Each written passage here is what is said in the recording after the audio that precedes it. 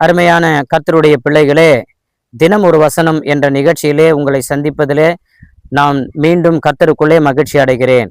ஏசாயா 54 அதிகாரம் 8 வசனம் இப்படி சொல்லுகிறது: அற்பகால மூண்ட கோபத்தினால் என் முகத்தை உங்களுக்கு மறைத்தேன், ஆனாலும் நித்திய கிருபையுடன் உங்களுக்கு இறங்குவேன் என்று சொல்லி, நாம் தேவனிடத்துல அவருக்கு பிரியமில்லாத சில சில சின்ன சின்ன காரியங்களிலே நாம் தவறிவிடும் பொழுது கர்த்தர் நம்மை சிட்சிக்கிறார் அல்லது தண்டிக்கிறார் என்றே சொல்ல வேண்டும். ஆனால் அந்த சிட்சை என்பது அற்ப காலம் என்று கர்த்தருடைய வேதம் சொல்லுகிறது. நாம என்ன நினைக்கிறோம் என்று சொன்னால், கர்த்தர் என்னை தண்டித்து விட்டார், இதோடு அவருடைய முகம் எனக்கு மறைக்கப்பட்டது, தேவன் என் பக்கம் திரும்ப மாட்டார் என்று சொல்லி நாம் நம்மில அநேகர் சோர்ந்து விடுகிறதை நாம் பார்க்கிறோம்.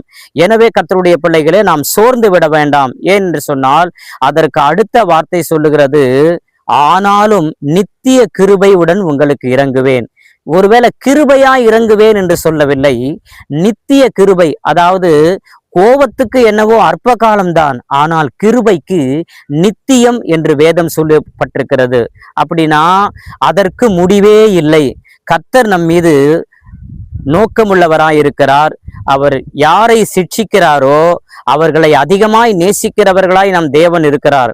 எனவே கர்த்தருடைய பிள்ளைகளே, நீங்கள் சிட்சை வரும்போது சோர்ந்து போகாதீங்க. ஏன்னு சொன்னா, கர்த்தர் நமக்கு நித்திய கிருபையுடன் இறங்குகிற தேவனாய் இருக்கிறார். அவர் நம் மீது நேசிக்கிறவராய் இருக்கிறார், நம் மீது அன்பு கூறுகிறார். நம்மை அதிகமாய் தேவன் நம் மீது அவருடைய பார்வை ஒவ்வொரு நாளும் விழுந்து கொண்டிருக்கிறது. ஆகையினாலே கர்த்தருடைய பிள்ளைகளே, சோர்ந்து போகாதீங்க. கர்த்தருடைய முகத்தை நோக்கி பாருங்க. அவர் உங்களை நேசிக்கிறார், நித்திய கிருபையுடன் உங்களுக்கு இறங்குகிறார்.